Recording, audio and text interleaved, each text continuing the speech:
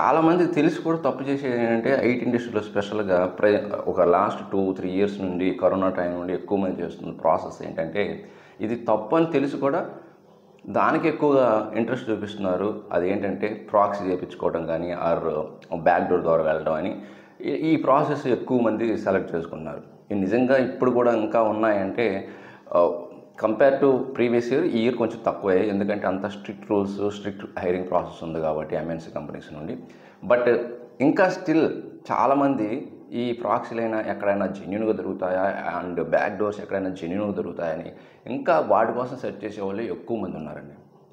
దీనికి main reason తప్పు వీళ్ళది కూడా కాదు, ఎవరైతే ఎంకరేజ్ చేస్తున్నారో లైక్ కంపెనీ నుండి హెచ్ఆర్ డిపార్ట్మెంటో మరి ఏ టీమ్స్ ఎవరు మేనేజర్స్ దానికి ఇంట్రెస్ట్ చూపిస్తున్నారో ఎంకరేజ్ చేస్తున్నారో తెలియదు కానీ సో వాళ్ళు అలాంటి వాళ్ళు ఉంటేనే కదా వీళ్ళు కూడా ఆ షార్ట్ కట్లోనే వెళ్దాము, ఒక 2 lakhs 3 lakhs పోతే పోయినాయి, ముందు జాబ్ వస్తుంది కదా, సెటిల్ అవుతాం కదా అనే ఒక మైండ్ సెట్ని ఈ జాబ్ సీకర్స్కి క్రియేట్ చేశారండి.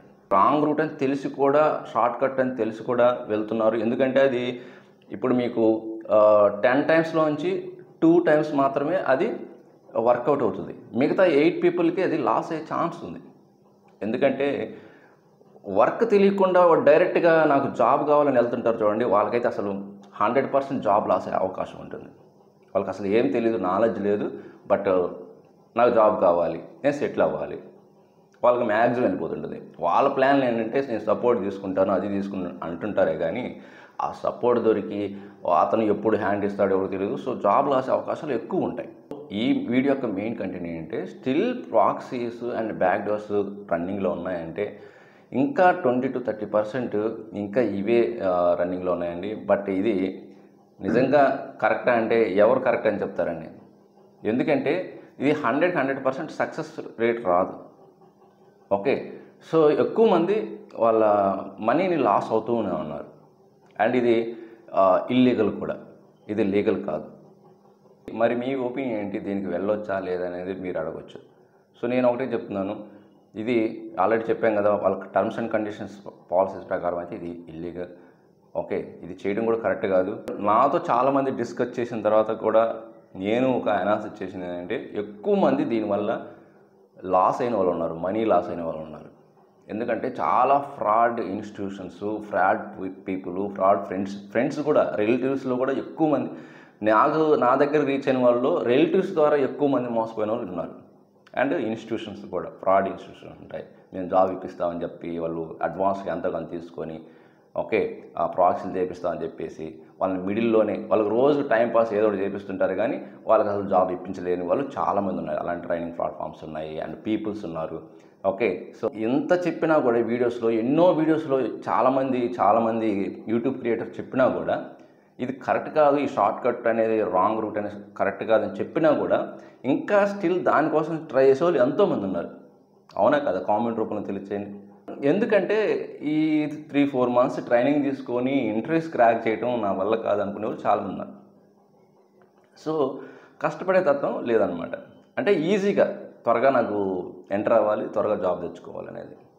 అండ్ మోర్ ఓవర్ ఏంటంటే కెరీర్ గ్యాప్ ఉన్న వాళ్ళు కూడా ఇలాగ ఎక్కువగా ఆలోచిస్తుంటారు. ఎందుకంటే కంపెనీస్ కూడా ఏంటంటే మీకు కెరీర్ గ్యాప్ ఉంది, అది ఉంది, ఇది ఉంది అని వాళ్ళు ఎన్నో కండిషన్స్ పెట్టడం వల్ల కూడా ఈ క్యాండిడేట్స్కి ఇరిటేట్ వచ్చేసి నాకైతే జాబ్ కావాలి, వాళ్ళు చాలా కండిషన్స్ పెడుతున్నారు, మరి నాకు జాబ్ ఎలా వస్తుంది, అందుకని ఎవరన్నా బ్యాక్ డోర్ ఇప్పిస్తా అంటే నేను వెళ్ళిపోతాను అని అలా ఒక మైండ్ సెట్ అనమాట. సో కంపెనీస్ కరెక్ట్గా ఎంకరేజ్ చేసి ఉంటే రైట్ అప్రోచ్లో వెళ్ళుంటే క్యాండిడేట్స్ మైండ్ సెట్ కూడా అలా వెళ్ళదు, నేను షార్ట్ కట్లో వెళ్ళాలని. కెరీర్ గ్యాప్ ఉన్నా, ఎడ్యుకేషన్ గ్యాప్ ఉన్నా, ఏది ఉన్నా కూడా ఆ క్యాండిడేట్ నాట్ ఎలిజిబుల్ అని కంపెనీస్ తెగేసి చెప్తున్నాయి. ఇంక ఈ క్యాండిడేట్ ఏం చేస్తారు, ఈ జాబ్ సీకర్స్, నేను జాబ్ ఎలా అని తెచ్చుకోవాలి, నేను సెటిల్ అవ్వాలి ఐటీ ఇండస్ట్రీలో. సో ఎక్కడో అక్కడ ఒక మేనేజర్స్ ఎవరో ఒక కొంత టీమ్స్ ఉంటారు కదా, మనీ కోసం ఆశపడే వాళ్ళు సపోర్ట్ చేస్తున్నారు అండ్ బ్యాంక్ డోర్స్ కూడా ఫిల్ చేస్తున్నారు. ఓకే, ఇక్కడ మెయిన్ ప్రాబ్లం ఇక్కడే క్రియేట్ అవుతుందండి. ఫ్రెషర్స్ కూడా మాకు జాబ్స్ రావాలి, వాళ్ళు రిటర్న్ టెస్ట్ రాయలేకు, క్లియర్ చేయలేకు, ఈవెన్ కొంతమంది ఎన్నో ఇంటర్వ్యూస్ అటెండ్ అయిన తర్వాత కూడా వాళ్ళకి జాబ్ వాళ్ళని హోల్డ్లో పెట్టడం ఏదో ఒకటి చేయడం వల్ల కరెక్ట్ ప్రాసెస్ జరగకపోవడం ఏంటంటే ఇతని క్యాండిడేట్ ఎలాగైనా జాబ్ తెచ్చుకోవాలని ఒక ఉద్దేశంతో వాళ్ళు ఇలాగా షార్ట్ కట్స్కి వెళ్ళిపోతున్నారు.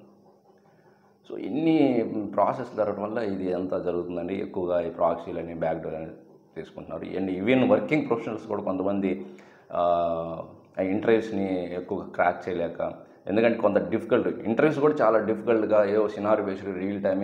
ఇతను 2 ఇయర్స్ ఎక్స్పీరియన్స్ క్యాండిడేట్ అయితే వాళ్ళు అడిగే క్వశ్చన్స్‌కి 7 ఇయర్స్, 6+ ఇయర్స్ ఎక్స్పీరియన్స్ ఉన్న ప్రొఫెషనల్స్‌కి అడగాల్సిన క్వశ్చన్స్‌ని ఈ 2+, 3+ ఇయర్స్ ఎక్స్పీరియన్స్ వాళ్ళని అడుగుతున్నారు. అందువల్ల వీళ్ళు కూడా ఏం చేస్తున్నారంటే even real time experience professionals కూడా ఇది మా వల్ల కావట్లేదు, వాళ్ళు ఏవేవి అడుగుతున్నారని కొంతమంది హెల్ప్ తీసుకుంటున్నారు, సపోర్ట్ తీసుకుంటున్నారు. ఓకే. సో ఇదంతటికి మెయిన్ రీజన్ ఏంటంటే ఐటీ ఇండస్ట్రీ అనేది కొంత వాళ్ళ హైరింగ్ ప్రాసెస్ చేంజ్ చేయటం, అండ్ ఎక్కువ ఓపెనింగ్స్ లేక వాళ్ళు ఏవో ఫిల్టర్ చేయడానికి ఇలాగా ప్రాసెస్ చేయటం. ఓకే. ఆర్ కొంతమంది మనీ ఎలాగైనా తెచ్చుకోవాలి, మనీ సంపాదించాలి షార్ట్ టైంలో అని అనుకొని కొంతమందినేమో పీఎఫ్ అడుగుతారు, కొంతమందిని పీఎఫ్ అడగరు. వాళ్ళకి తెలిసిన వాళ్ళు అయితేనేమో షెడ్యూల్ చేస్తారు, వాళ్ళకి ఎవరైనా అమౌంట్ ఇస్తే ఇంటర్వ్యూని ఈజీగా క్లియర్ చేస్తారు. ఏవో చాలా జరుగుతున్నాయండి, ఒకటి కాదు, రెండు కాదు ఐటీ ఇండస్ట్రీలో. ఫైనల్గా నేను చెప్పాల్సింది ఏంటంటే మీరు ప్రాక్సీకి అండ్ బ్యాక్‌డోర్ దానికి అంత రికమెండెడ్ కాదండి. ఓకే. మీరు మీ ఓన్గానే బాగా ప్రిపేర్ అవ్వండి. అండ్ స్కిల్స్ ఉంటే డెఫినెట్గా ఒక కంపెనీ కాబట్టి ఇంకొక కంపెనీ జాబ్ వస్తుంది. ఓకే. సో మీలో కూడా ఎవరైనా సరే ప్రాక్సీ, బ్యాక్‌డోర్ ఇలాంటివి వెళ్ళి ఎంతమంది మనీ లాస్ అయ్యారో కామెంట్ రూపంలో తెలియజేయండి.